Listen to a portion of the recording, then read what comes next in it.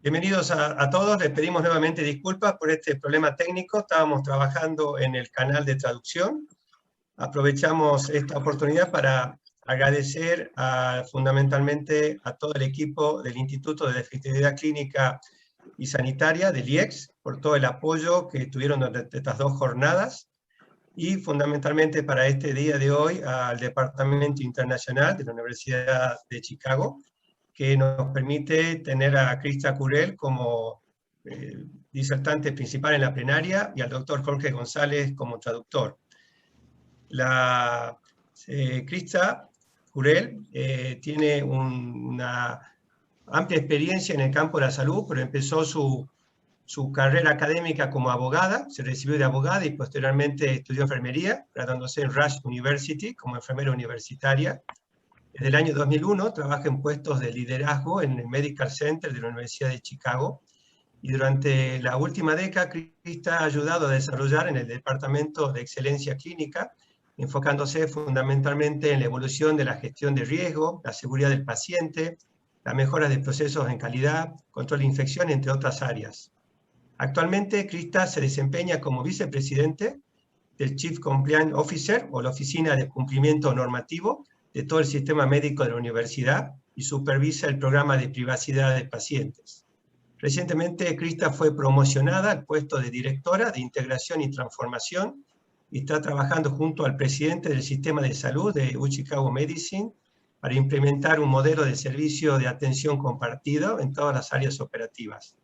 Krista además se desempeñó como comandante de incidentes durante el ébola y también participó activamente para resolver una huelga muy importante de enfermería en el año 2019 y trabajó activamente durante la pandemia de COVID-19, del cual nos hablará cómo fue el impacto que tuvo en el sistema de salud de la Universidad de Chicago. Para poder escucharla a ella traducida, tienen ustedes en el Zoom, abajo a la derecha, un canal de interpretación. Lo que deben hacer es clicar en ellos y poner el idioma español. Y allí van a escuchar a Krista hablar traducida en español. Si ustedes quieren escucharla en su idioma original, escuchan en inglés en el mismo canal. Cuando ella finalice, vamos a tener las preguntas que ustedes van a realizar a través del chat de Q&A, de preguntas y respuestas para hacérsela a Cris. Vamos a tener una hora de presentación de ella y posteriormente vamos a tener los talleres. Y ustedes van a recibir a través del chat los canales donde pueden elegir para trabajar en seguridad de medicamentos o para trabajar en trabajo en equipo. Así que eso se lo vamos a ir pasando a través del chat durante la conferencia de Krista. Dicho esto, no sé si queda algo pendiente, Ezequiel y compañeras. Estás en mute, Ezequiel. Sí. No, miren el chat con cierta regularidad porque ahí van a estar los links para los talleres y también les pedimos que dejen tildada la opción escuchar audio original para escuchar las preguntas y las respuestas. Que dejen cuando acepten la traducción. Así que bueno, esperemos funcione bien este tema y muchas gracias de vuelta. So, please go ahead. Krista, thank you very much and go ahead with your presentation. Thank you, everyone. Just give me 1 second while I pull it up. You look good. I'll start here so we can get a full screen. All right, and I will make sure to try to condense some of the remarks so we can have a full 15 minutes at the end of the session for the question and answer. So we'll try to wrap up around 2:15, but please feel free to give me a time check, or I should say 3:15.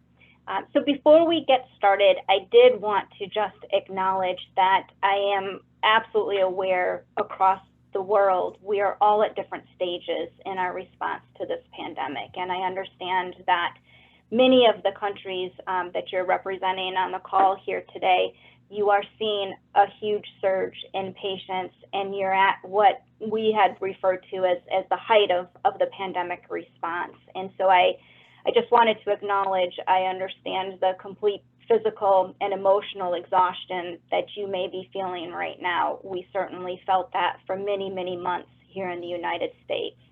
I will say, knock on wood, it appears as if we are seeing the light at the very end of this dark tunnel, especially as we're rolling out more aggressively our vaccination campaign and we're starting to see our case incidents decrease dramatically. So I hope a lot of the information I'm sharing with you today will be helpful as you're still in the midst of this surge response. And I also wanted to just relay at the beginning, if there's any further information that you want or would like to discuss further, my contact information is at the end of the presentation. Don't hesitate to reach out to me. And if I don't have the answers or the information that you're looking for, I will make sure I get you connected to the right people here at the medical center. So in the interest of time, I am not going to spend a lot of our precious time today on these introductory slides. I just wanted to give you an opportunity to learn a little bit more about the University of Chicago if you're not as familiar with us.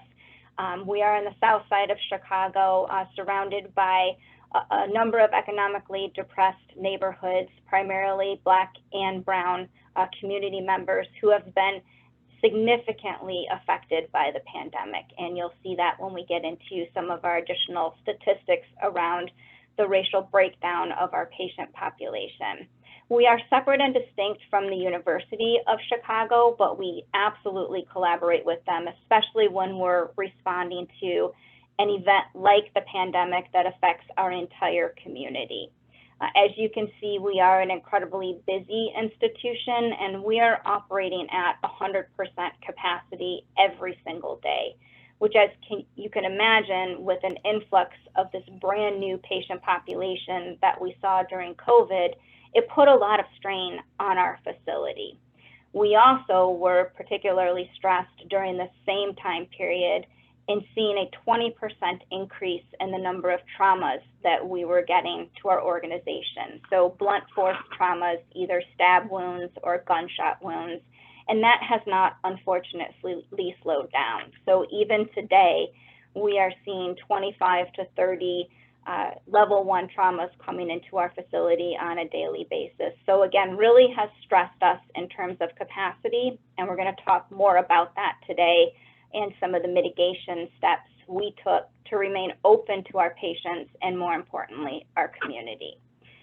So what I thought we would have a conversation around this afternoon is very broadly our quality and safety program here at the medical center. We refer to this as the Clinical Excellence Department, and it consists of patient safety, our quality performance improvement, infection control, risk management, care coordination, and then the privileging and credentialing that we do for our physicians and our advanced practice providers.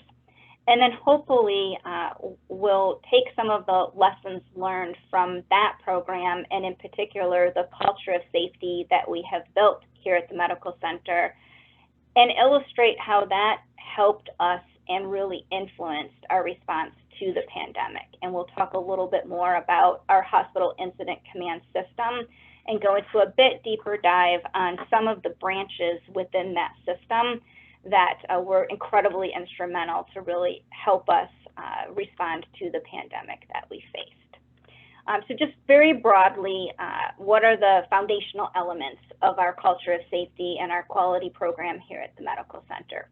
Our patients are our true north, but that's not to suggest that we don't care equally about our employees, our physicians, our staff here at the medical center. And I think that was critically important during the last 18 months, that they felt so significantly supported and frankly safe in coming onto campus and still providing the critical care and the services that we needed to stay open.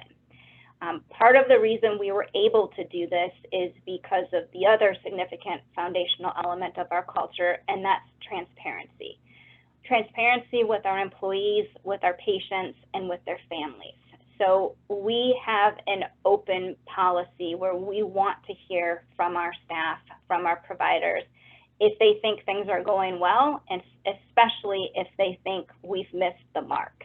If a policy doesn't make sense to them, if they don't feel safe, if they feel like there is a system issue that needs to be further addressed, we want to hear about it, and we want to hear about it immediately. We have that same approach with our patients and our families. So if an adverse event does occur, we are completely transparent and 100% support a disclosure process where we tell the patients and the families everything we know about the event to regain that confidence and that trust in the system. Again, this was incredibly important as we responded to the pandemic because, as you all know, we're constantly learning new things about this virus and constantly changing our clinical protocols, the systems that we have in place, the protective equipment that we're wearing. So we had to remain flexible and we had to maintain that collaboration across multidisciplinary teams to really be able to respond. And then, like I mentioned, we're going to go into a deeper dive around the HICS system and how that enabled us to respond to the pandemic. In general, the Plan, Do, Study, Act approach is the approach that we take to quality improvement and safety initiatives. But like with everything else, we don't believe in one size fits all or one methodology should be applied to every single scenario. It is people dependent, it is situational dependent, so we use a number of different quality and safety methodologies to approach a problem or an issue across the medical center, including some of the more historical methodologies like the root cause analysis meetings, the Joint Commission endorses, et cetera. But the bottom line is we want to maintain transparency, we want to maintain collaboration, and we want to remain flexible so we can course correct if we get it wrong the first time. We have this concept that we refer to as E4 leadership that is our underlying management philosophy across the health system that we couple with our culture of safety. And the fundamental principles around E4 management include equity, engagement, evolution, and excellence. And again, it just further enhances and promotes some of the things that I've already talked about with the culture of safety and really ensures ongoing daily communication. Huddles are an incredibly important component of this management process. We do daily huddles on every single work unit across the medical center, and then also with key administrative teams on a daily basis as well.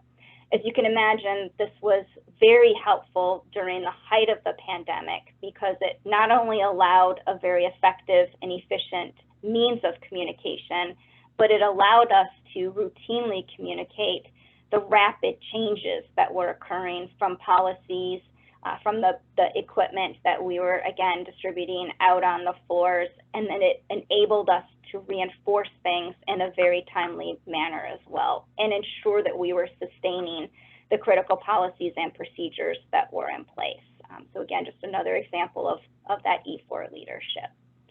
All right, let's quickly transition now and talk more specifically about our experience through COVID and some of those response tactics and mitigation steps.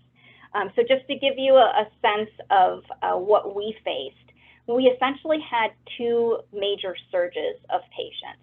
The first was through that March to June time period in 2020 when the pandemic was first introduced on the world stage.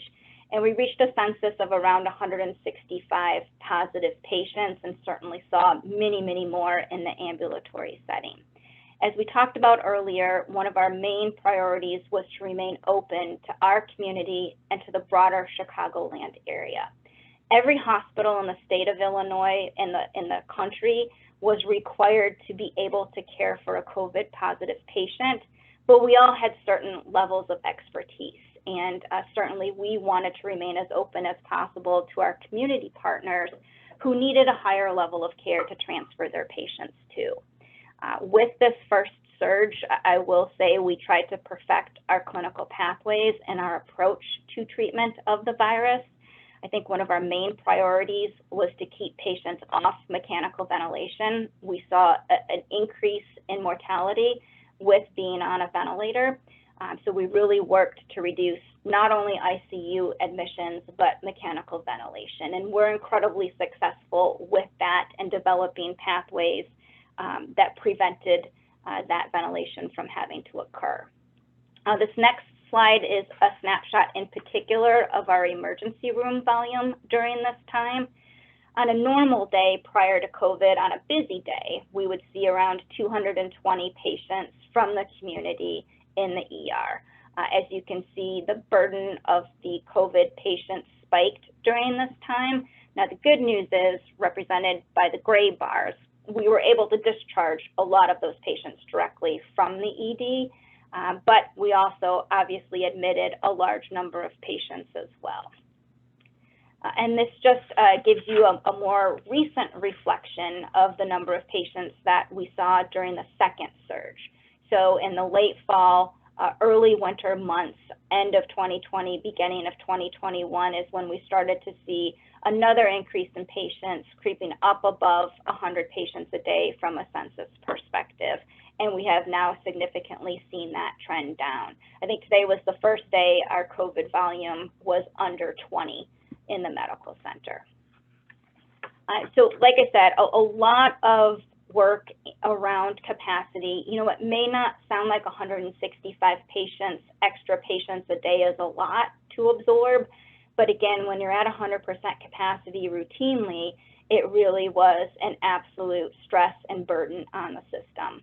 Coupled with that, the state and the city required us to maintain a 20% surge capacity rate at all times. And if we weren't able to demonstrate that, we had to take down other avenues of entry into the medical center. So for example, our elective surgical schedule. So for a period of months, we did have to cancel all elective surgical cases across the hospital, which obviously significantly impacted our patients who weren't necessarily experiencing COVID infection, but had to delay care. And I honestly think that's one of the unintended consequences of this pandemic response, that we haven't really felt what that's going to look like and the impact that's going to have on our patients yet, but something we will be watching closely. So this was an incredibly difficult threshold to meet, and I will be honest with you, we did not meet it, I don't think, a single day during the response, but we felt it was much more important to remain open versus trying to maintain this arbitrary cushion that was set for us. Now, the city did open some additional facilities for us to transfer patients over to, but their admission criteria were so restrictive, it quickly made them obsolete. Your patient had to be ambulatory. There could be no oxygen requirements whatsoever, so not even supplemental oxygen by nasal cannula. So we really were left to our own devices on coming up with mitigation strategies to accommodate this influx of patients. This next slide depicts for you this hospital incident command system that I've alluded to a number of times. We did not invent this. This is a federal system that many organizations, not just the healthcare industry, use in response to a disaster that could significantly impact business operations. And I think that's one of the beauties of the system, is because it is common across all business entities. We have a common language that we're speaking and a common approach, and it allows for some greater efficiency because of that. This is a disaster recovery system that we've put into place a number of times over the years. For example, when we were getting ready to accept potential Ebola patients, when we have large weather events like a blizzard here in Chicago. And then more recently, just a few short months before the pandemic hit, we had a major nursing strike here at the medical center where pretty much every single one of our nurses went out on strike for 5 days. So that actually really set us up well to be able to respond to this type of an event. Nothing ever could prepare us for what the last 18 months looked like, but it really did test this system and allowed us to make some changes to ensure that the next situation we faced, never could have dreamed it would be a pandemic, but that the next situation we faced, we were in a better position to handle it. We did stand up this infrastructure early on in the pandemic. So as you can see, January 23rd of 2020, we had already started to hear from colleagues in Wuhan saying, you all need to get ready for this. It is coming. And so we started to prepare for potential influx of patients that early in the process. As I've already mentioned, huddles are a critical component of not only our management approach on a daily basis, but really served us incredibly well during the pandemic, allowing for that immediate communication out to all of our staff, and more importantly, allowing us to hear in a very timely way the issues that they were struggling with and the concerns that they had. Data analysis and data in general is a cornerstone of our quality and safety program as well. We don't like to act unless it's backed up by data. So our data analytics team really converted all of their time and energy to helping us monitor, first and foremost, the census, so we knew what we were dealing with. We knew where there was going to be an influx of patients, and really helped us gauge that capacity and access concern that we were dealing with. All right, now we'll dive into just a few of the different components of the HIC structure and talk very briefly about some of the major areas of work that they used during or focused on during the pandemic response. Our deployment officer was, I think, one of the hardest working teams, with the exception probably of the clinical operations team. This team was charged with assessing the impact of the virus on our staff and how many work units were affected by individuals having to call off, either because they themselves got COVID or a family member was dealing with the disease and they had to stay home and care for them. So this deployment team, as you can see, worked endlessly across the medical center to ensure that work units were appropriately staffed, to ensure that some areas that could normally function with 2 to 3 staff members were able to staff up to 20 or 30 individuals to accommodate an increased demand. So for example, our occupational health team that works with infection control normally to do contact tracing. Typical day, that's 1 or 2 people. At the height of the pandemic, we needed 20 to 30 individuals helping with that contact tracing process. The same thing when we started our testing facility, making sure that we had staff to run that, and then looking at the units across the medical center to really fill in those areas that had critical gaps. This is another area where we partnered significantly with the university and called upon our medical students who weren't allowed into the hospital at the height of both surges, but wanted to help so desperately, and so really stepped up and helped with the contact tracing. They set up a hotline for our staff, our patients, and eventually our community to use who were symptomatic and just wanted a clinician to talk to help understand and appreciate how important testing was, et cetera. So just a wonderful collaboration. Now, I don't have a lot of information in today's material about our vaccination program. That's definitely something we can even have a subsequent discussion about at a later date. And I would be happy to share with you a lot of the work that went into setting up the clinic, which I was charged with as well.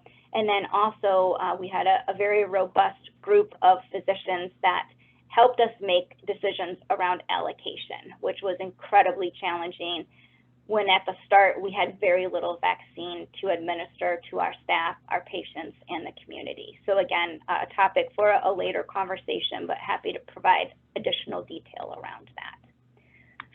All right, our clinical operations team, just an amazing group of clinicians across all disciplines that really came together to figure out the best way to take care of our patients. We immediately transitioned to a telehealth platform for our ambulatory patients. This is something we had talked about for 5 years and never got off the ground. We were way behind in that regard. Once the pandemic hit, we set it up in 3 weeks. And this allowed access to our patients that had chronic conditions, patients who had a new acute symptom but didn't want to come to the emergency department, and really maintained those patient-physician relationships for well over a year into the pandemic. One of the things, and again, I think this is a perfect example of the influence of our culture of safety, but an area that we course corrected after the first surge is we had initially set up a cohort unit. It was essentially an entire floor of our adult inpatient facility, and that's the only area where we admitted COVID patients or patients under investigation for COVID too. That's how we ran for several months through the first surge.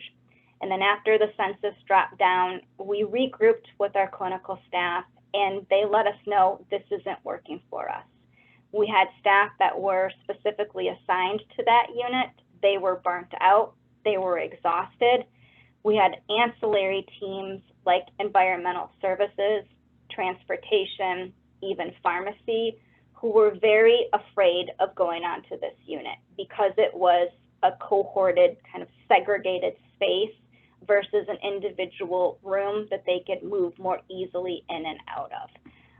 So we took the unit down and transitioned almost immediately to an open admission process. It was also apparent by that point in time that COVID was here to stay, and every single unit, every single clinician need to have a greater comfort level with caring for COVID patients, and we needed to ensure the environment of care across the medical center, again, was acceptable for the COVID patient population as well. So like I said, a great example of how you listen to your team, you remain flexible, you have a high degree of humility so you can change automatically and do what's best for the staff and for the patients. We did not implement a mandatory testing program for our employees. Instead, we asked them to self-monitor for COVID symptoms, including taking their temperature twice a day. And then when they entered the medical center, they would tap their badge and attest that they did not have any of the symptoms associated with COVID. We took a bit more aggressive approach with our patients, and we did scan them for temperature at the point of entry. But again, we did not test our employees. We are still testing any patient that is coming for an invasive procedure or a surgical procedure. We will likely move away from that as the vaccination rate continues to increase across the city and the state. We do have a universal masking policy in place. We require cloth masks in most settings, really to preserve the surgical, procedural, N95 masks for the clinical teams. We really worked with our employees to, and again, another partnership with the university, to ensure we had the best cloth mask available. And through our testing, I think demonstrated that the cloth mask we created is as safe as the surgical and the procedural masks. So again, allowed us to conserve masks in the clinical space and really just target the N95 use for the aerosol generating procedures, the airborne precautions, the COVID positive patients, et cetera. Coupled with all of this innovation in policy and procedure was an incredibly robust educational campaign. We used trusted voices within the hospital, so physicians, everyone respected and looked up to really give the critical messages. So the appropriate use of a mask and how to wear a mask appropriately, the social distancing requirements, and nothing new from COVID, but continuing to reinforce good hand hygiene and making sure that is taking place across all units. And then this slide just depicts some of the environmental changes that we made. The space in the lower left is an expansion space to accommodate some of the additional emergency room patients that we talked about. Upper right are some ante rooms that we implemented on some of the patient care areas to provide staff with a location to change in and out of their personal protective equipment. And then the bottom right are course correction, the initial cohort unit entrance that again was just in place during the first main surge. We had a very robust testing program, as I alluded to. This was another area where inventory was in very, very short supply, and we were concerned about running out. So our lab team developed their own PCR instruments, and we were able to do all of the testing in-house and not have to rely on a commercial laboratory or another academic medical center to send the test out to. This was enhanced by a curbside testing process that we still have operational today. So patients, staff, community members just pull up in their car, they get swabbed. Because we do the testing on site, you get results within 24 to 48 hours. So I think that really allowed us to quickly identify employees who were positive, get them out of the workforce so that they did not spread the virus internally, and keep everyone safe at work. This next section, we're not going to spend a lot of time on the slides. This is our logistics section. So the team that was charged with trying to ensure we had enough supplies across the medical center, the personal protective equipment, as well as the medications and supplies for the patient. Many sleepless nights lost with this team and all of us because, as you know, we just don't have what we need sometimes to keep our staff safe and to take care of our patients. So we implemented a really rigorous tracking system so that every single day at the height of the pandemic, we knew, especially from a personal protective equipment perspective, exactly what we needed and what was running low on inventory. And then we tried to swap those out. We also had the same process for critical equipment and supplies for our patients, particularly respiratory supplies and ICU supplies. For the trauma patients as well, again, as I noted in the beginning of the presentation, we saw a huge increase in volume there. And again, I know you can't read everything on these slides, but it's more to depict the tracking process that we had in place. And like I said, really watching the PPE that we were using to ensure we weren't burning through that inventory faster than what we needed. We've had to do a lot of substitutions, and I think, again, going back to our safety culture, transparency was key here. We let the staff know that we were subbing out a product they were familiar with. We let them know it had been well tested internally, and we were confident it was still safe.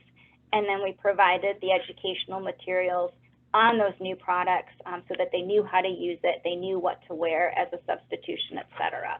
This is critically important with our masks. The N95 masks were the, I think, singular item that we knew we just weren't going to have enough of.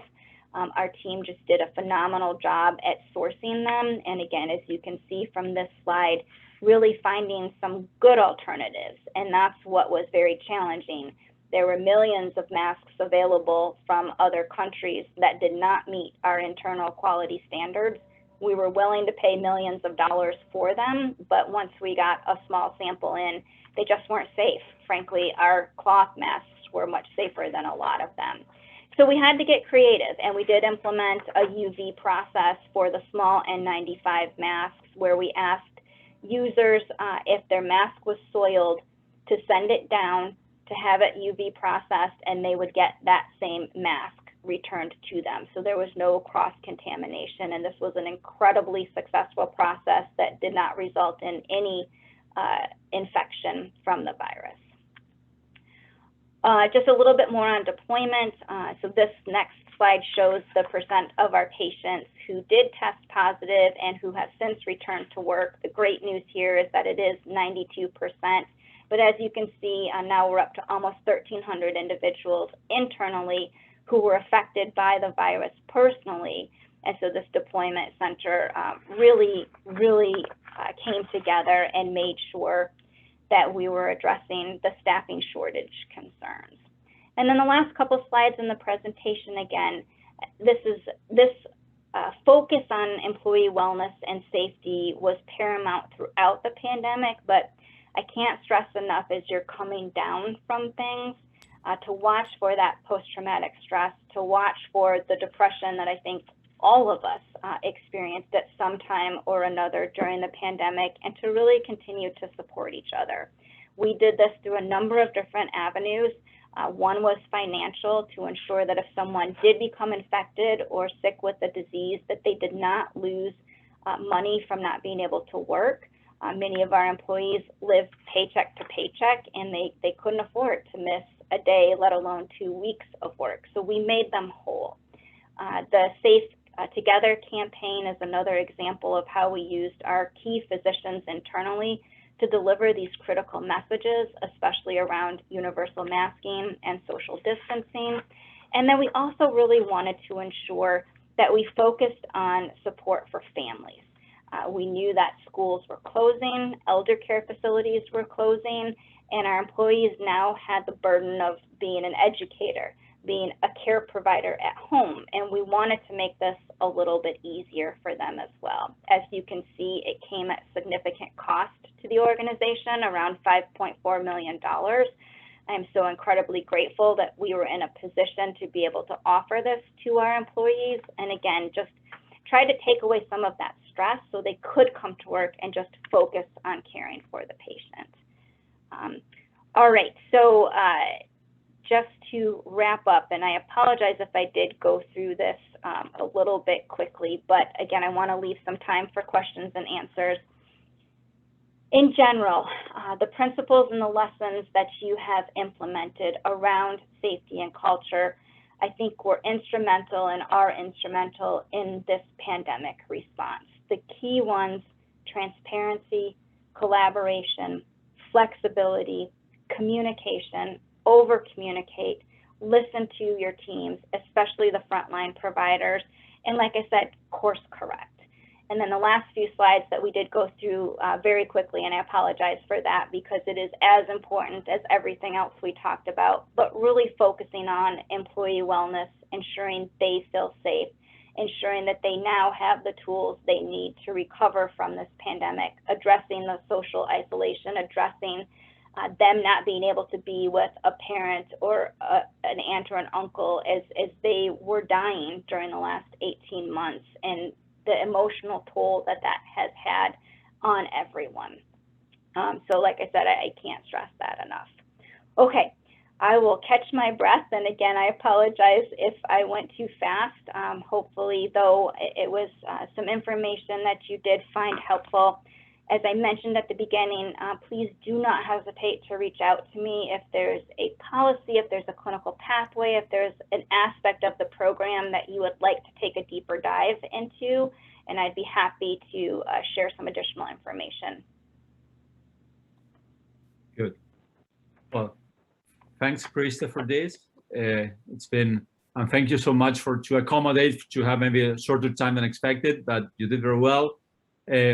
La presentación de la doctora Corral va a estar disponible después de esta sesión, y ahora la idea es que yo le transmita algunas preguntas que puedan ser oportunas para que ella conteste. So I just mentioned that your presentation will be available after this and that they have now time for questions. Well, so thanks again for summing up all the things that had gone through during this difficult year. At Chicago Medicine. I'm sure it has been very hard for every one of you. And we have some questions that could be of maybe importance for you to respond.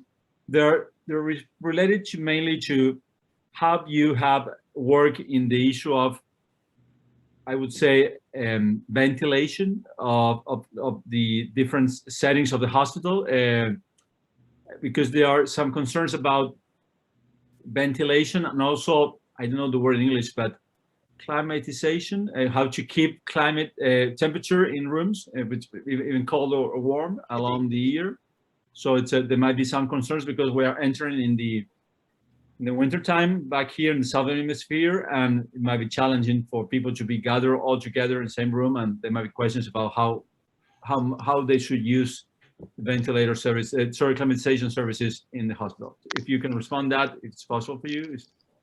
Sure. So, and I think a part of the question is around the pressurization in the rooms, yes, and the different environments. Yes. So we were very fortunate to have a new facility on campus. It's about 6 years old now, but in the grand scheme of a building age, that is a relatively new building, where we were able to turn most of the spaces into negative pressure rooms, which allowed for us to admit a COVID patient or a patient with suspected infection into those rooms and allow for that appropriate exchange of air to protect the staff that were going into that room and to ensure that the air flowing out wasn't infecting the rest of the area.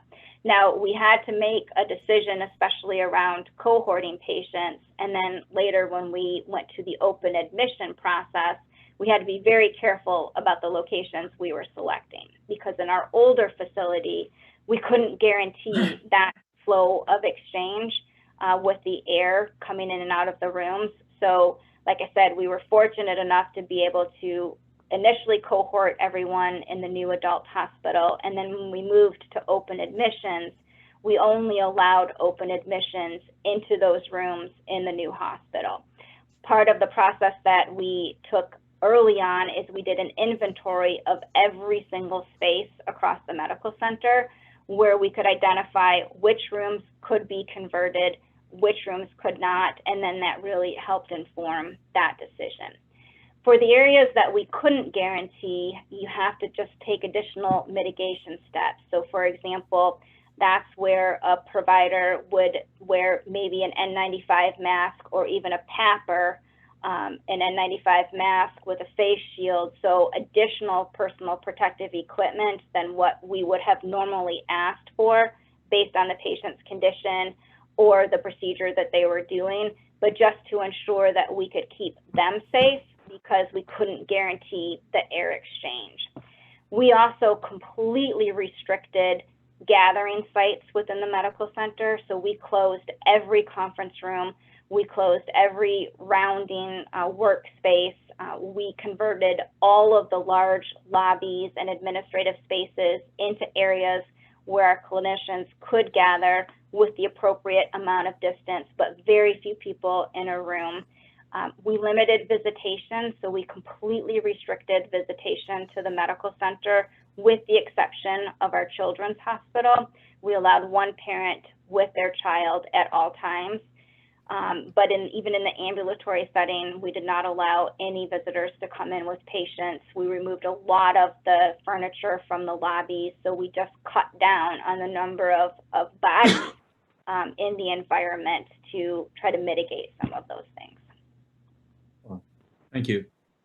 Very clear. We have another question from the national representative from Paraguay for the quality department for the government.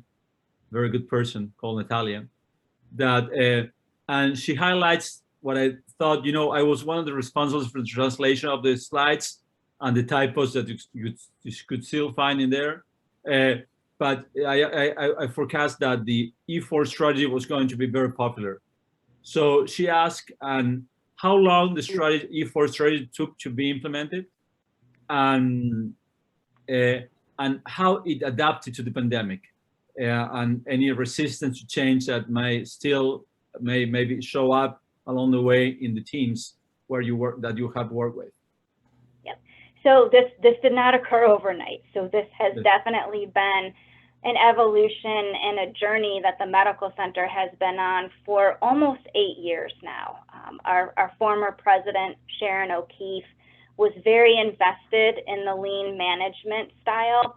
And our E4 management grew out of the lean processes that were put into place by Sharon and the administrative team over the last, like I said, 5 to 8 years. We have kind of transformed it and renamed it really to also ensure that we are focusing on equity.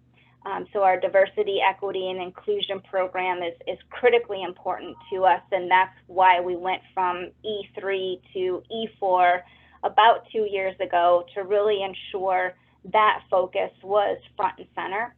And I think that, again, was instrumental during the pandemic because of the profound effect this virus is having on our minority population, and because of some of the biases and the misperceptions and the, quite honestly, fear that some of our minority patients have around testing, around now vaccination, and really allowed us to keep that front and center and respect all of those issues and all of those concerns and make a concerted effort at addressing that.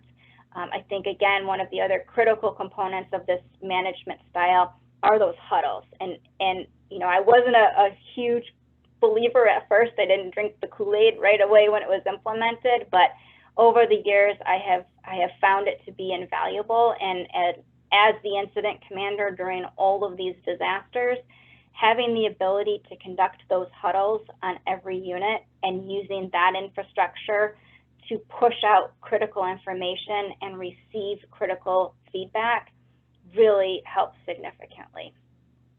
Great. Yeah, safety huddles are a great tool, and yes. Glad you agree on that too. They're starting to be implemented in the region slowly, but they're being adopted too.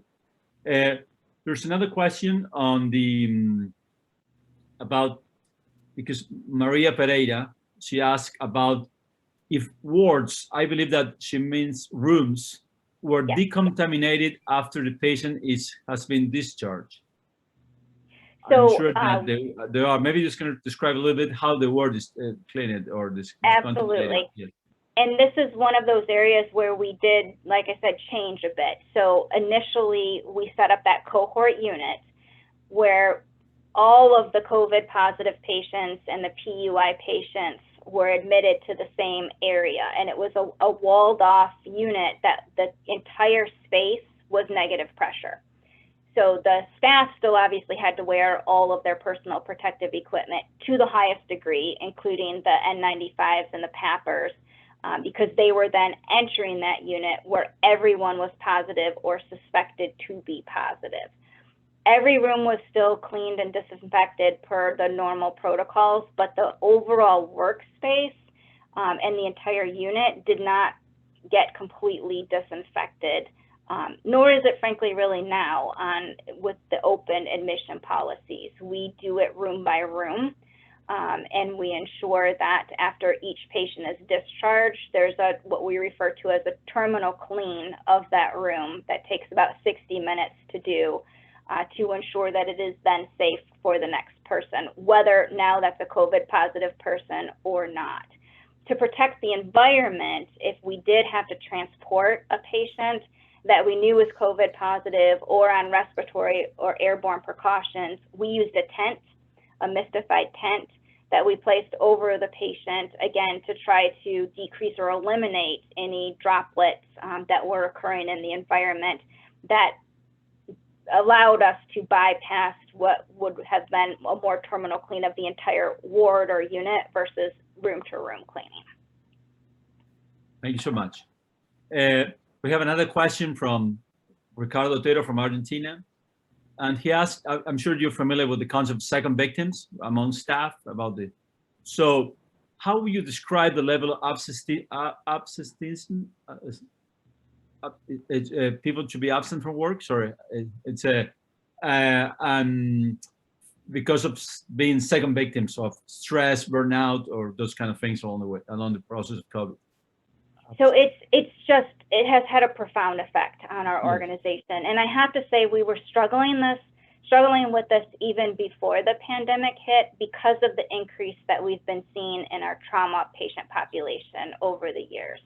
As I noted, it has spiked over 20% than what we had typically been seeing. And the tragic circumstances around that patient population has weighed significantly on all of our staff, not just the trauma service line, but our ER physicians, our clinicians out on the units once they get admitted, et cetera. So we try to have a very robust employee wellness program that we run continuously to really address those types of concerns. I think that obviously the pandemic made that just exponential across the medical center because it wasn't just a pocket of individuals. Every single person has been affected by this virus. Again, whether or not you were personally infected or a family member was, we all know someone who lost their lives or suffered significant impact because of the virus. And we lost a lot of employees here at the medical center, and it's just tragic and within our community. So it's been a really, really tough thing. And again, just the social isolation. So many of our clinicians and the staff took this pandemic seriously, and they did not see their families for 12 months, 18 months. Many of our staff have families in other countries, and they weren't able to travel because when they came back, even if they were able to get out of the country, they had to quarantine for 2 weeks, and they couldn't afford to do that. So the social isolation and the loss of that family time, and I know, you know, it's 12 months, it's 18 months, but if you have an elderly parent or a sick family member, 12 to 18 months has a tremendous impact emotionally on you. It's time you'll never get back with a loved one, and then compound that by individuals who lost their lives. So I can't stress enough the impact. Like I said, I think everyone has a degree of depression around the pandemic, certainly a degree of post-traumatic stress, and the support. We just have to continue to support each other, and as importantly, watch for it. So now is when we're starting to see the call-offs. Now is when we're really starting to see the sheer exhaustion. And for some, frankly, a lack of purpose right now, because they were so involved over the last 18 months, and they were running on adrenaline for 18 months, and it's been very hard for them to settle back into their routine positions. They don't feel challenged enough. They don't feel involved enough. And we're seeing a lot of exit from the workforce of people wanting to do what they've always wanted to do. And again, the pandemic reinforced for them how short life is, and that what you're doing on a day-to-day basis from a professional perspective really matters. So that's the phenomenon that we're seeing across the country right now, is a lot of transitions across all professions.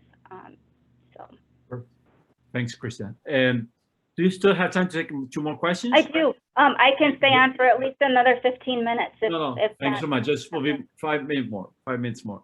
The next question is, you know, there was some concern about infection rates in the hospital for providers, but I understand that community transmission precluded you or others to really have a clear estimation of the percentage of people that got infected at the hospital.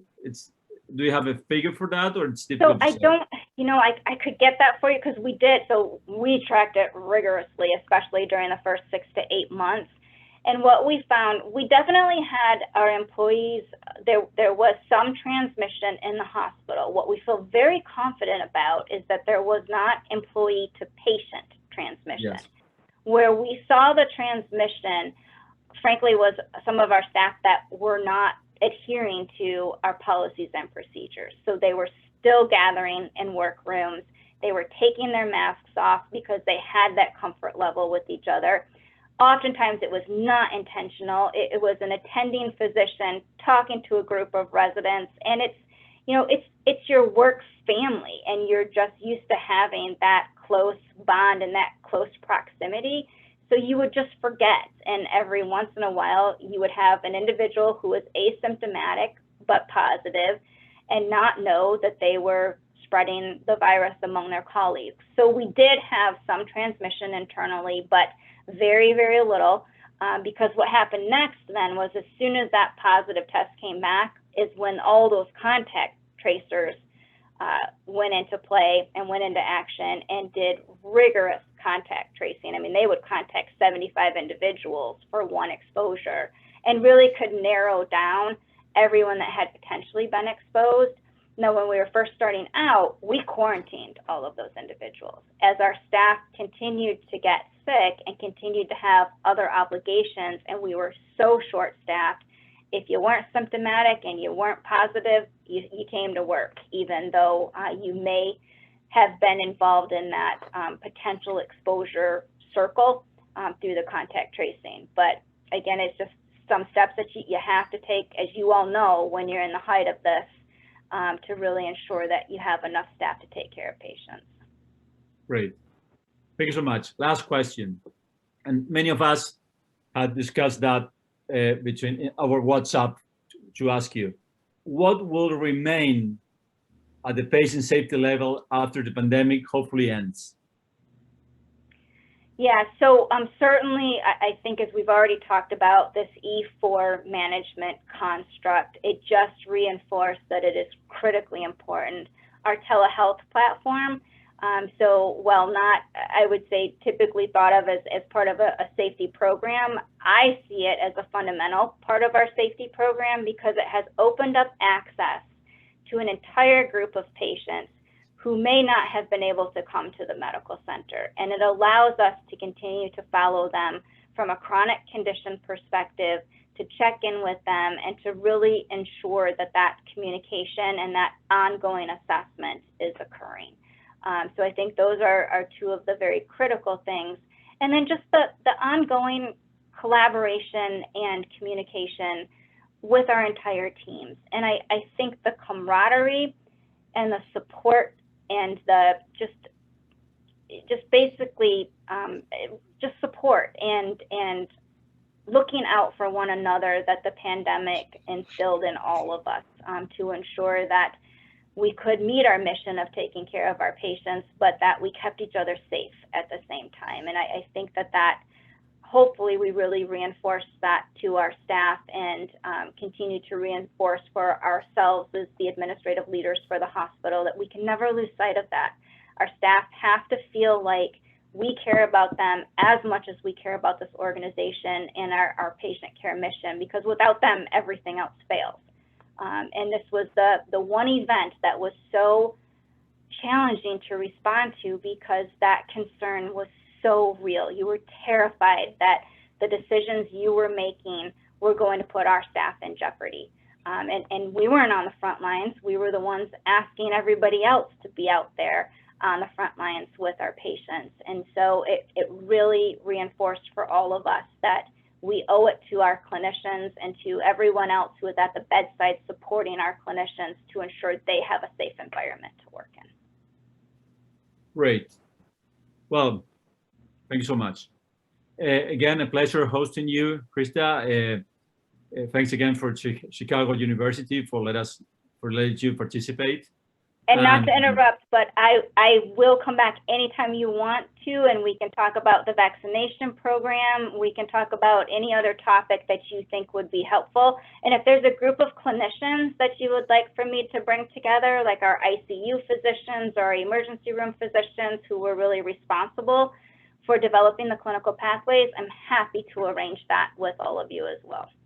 Well, we're taking your word for granted, so it's a pleasure. Well, there were about 250 people listening to you at a certain point. Now there's even for the workshops that we're going to run. So thank you so much. Please beg us for minor mistakes on this startup and my minor edits on the presentation, but you did very good. Thank you so much. I hope that also the attendants feel the same way. So we'll switch to Spanish for a moment now, Krista. Okay. Please stay safe, everyone. Thank you. Thank you so much. Thank you. Bye. Bye. Bien, bueno, ahora viene un momento más complejo. Muchas gracias, doctor González Mendoza. Un placer. Muy bueno el juguetito ese de la mano. Y esperemos conocernos en Lima pronto. Muchas gracias. Está muy bien. El doctor fue el que nos brindó la traducción y le agradecemos mucho por su tiempo. Entonces ahora viene el ejercicio. Entren en el chat, por favor, en el chat, no en el Q&A, en el chat van a estar los dos links de Zoom para que elijan un taller o el otro que vamos a tomar, ¿de acuerdo? Y entonces los esperan ya los anfitriones en esos talleres. El taller 1 es de medicación segura y el taller 2 es de trabajo en equipo de modelo CUSP. El webinar va a seguir abierto, hay que volver al webinar al terminar los talleres para saludarnos y cerrar el evento. Aquí en 2 minutos no va a ocurrir nada, así que les sugerimos por favor que vayan a los talleres y los disfruten. Muchas gracias. Ahora va a haber una placa donde vamos a poner los talleres para que ustedes no tengan duda de dónde tienen que ir.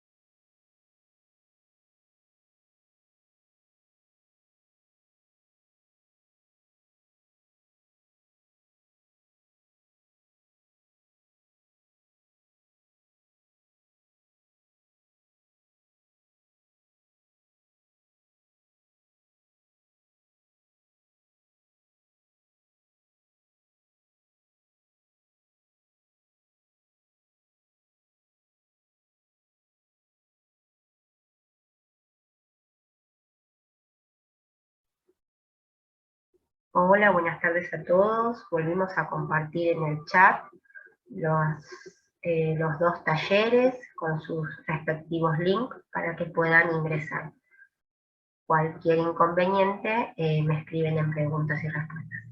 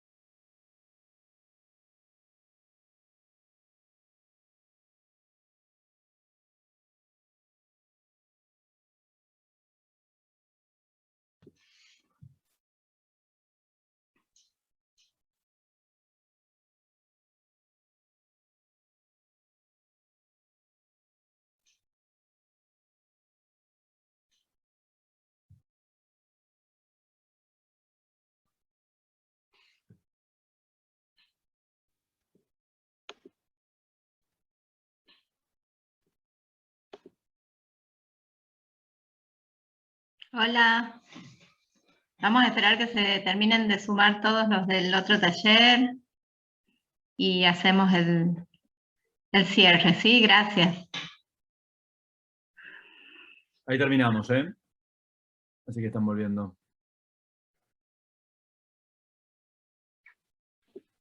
Sí, nosotros el taller de CUSP ya terminó y estamos volviendo.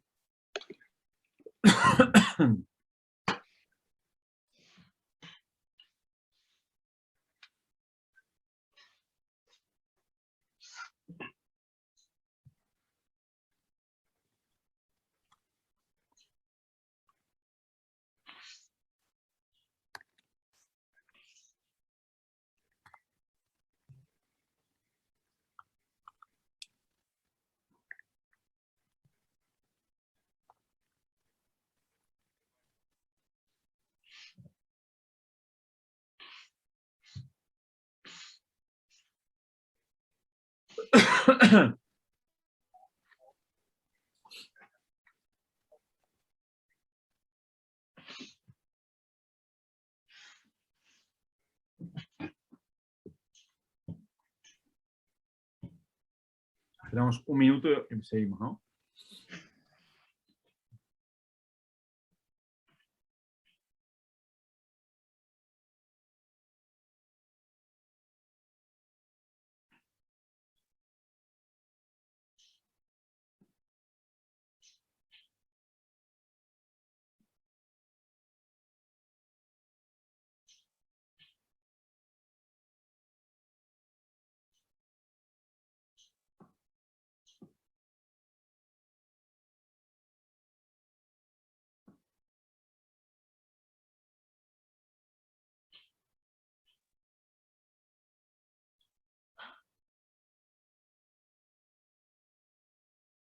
Bueno.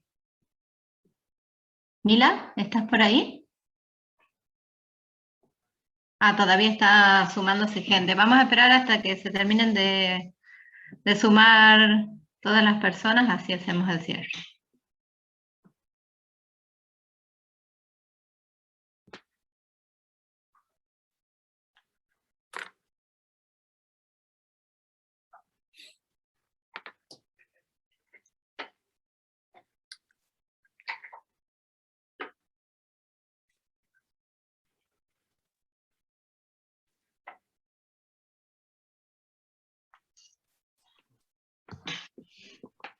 Fer, ¿querés empezar un poquito vos con el cierre? Así ya vamos despidiendo a la gente. Creo que ya estamos todos. Siento, no se están sumando más. Así que bueno, aprovechamos un poco para saludarnos, despedirnos. Realmente fueron 2 días muy, muy interesantes. Haber podido compartir con todos esto que empezó siendo un foro regional del norte argentino, que incluye 4 provincias para los que están fuera de Argentina. Esta pandemia 2020 y 2021 que nos tiene todo detrás de una pantalla fue una muy buena oportunidad para poder llegar a mucho más gente con el mensaje, poder tener un intercambio con muchos amigos de toda Latinoamérica y de Europa, y también poder compartir disertaciones expertas con disertantes que de otra manera hubiera sido muy complejo traerlos a este lugar del mundo, digamos, donde estamos Florencia, Milagro y el que les habla. Así que fue para nosotros una experiencia realmente muy buena y esperamos que esto se repita en los siguientes capítulos de estos foros de calidad y seguridad del paciente que tenemos por delante. Gracias, Fer. Mila. No pude escucharlo a Fernando, justo se me cayó la conexión. Bueno, pero el mensaje es agradecerles a toda la presencia, todo el esfuerzo que han hecho de poder participar y de compartir estas presentaciones. Gracias a todos los expositores, al IEX, por la participación, por darnos la oportunidad de formar parte de este comité. Espero creo que el momento es histórico para poder reflexionar y analizar los sistemas de salud, cómo damos nuestros servicios, cómo ejercemos nuestros trabajos, nuestras posiciones desde cada lugar, ¿no? Creo que es una gran oportunidad para darle énfasis, ¿no? Y más fuerza y más energía a la seguridad del paciente, a la calidad asistencial, a la atención centrada en la persona. Creo que la pandemia nos interpela casi con urgencia a repensar y actuar en ese sentido. Así que bueno, este es un espacio para reflexionar en eso y tomar ideas, compartirlas y replicarlas, ¿no? Todo lo que se pueda. Muchas gracias. Sí, y bueno, por último yo brevísimamente de nuevo agradecerles, el que estén acá, agradecer a Ezequiel, a toda la gente del IEX, a Eugenia, a Vivi, a Inés, y sobre todo a mis compañeros, a Fer y a Milagros, que la verdad que hace meses que venimos dedicando partecita de nuestro tiempo en esta dura lucha que tenemos en nuestros trabajos para poder brindar este espacio y no dejar que esto decaiga. La verdad, creo que es un año particularmente difícil para todo lo que es personal de salud y mi admiración enorme hacia todos ustedes que todavía tienen ganas e interés en seguir participando en nuevas cosas, en nuevos proyectos y motivándose para ser cada vez mejores. Así que, la verdad, un abrazo enorme a todos ustedes. Con el desgaste que tenemos de estos 2 años de estar trabajando bajo tanta tensión y tanto estrés, todavía estamos acá apostando a la calidad y la seguridad. Así que gracias por eso. Gracias, Flor. Sí, sí. Bueno, desde el foro, muchas gracias a todos los participantes por su interés. Los esperamos en las nuevas jornadas, que serán las jornadas Litoral Centro, el 20-21 de julio, para hablar de innovación y valor. De vuelta, nuestro agradecimiento, a los organizadores de NOA, que se han portado muy bien y han sabido coordinar muy bien esta actividad. Y los esperamos pronto. Va a haber certificados, va a haber grabaciones, va a haber encuesta. Así que la idea es que ustedes puedan darnos un poco de feedback sobre cómo sintieron la actividad. Esperemos en prolijar algunos detalles de organización que seguramente irán mejorando. Y nuevamente, muchas gracias por su interés a todos. Felicitaciones y hasta la próxima. Hasta el día que viene. Descansen. Chao. Chao. Adiós a todos. Chao. Chao, chao. Buenas tardes.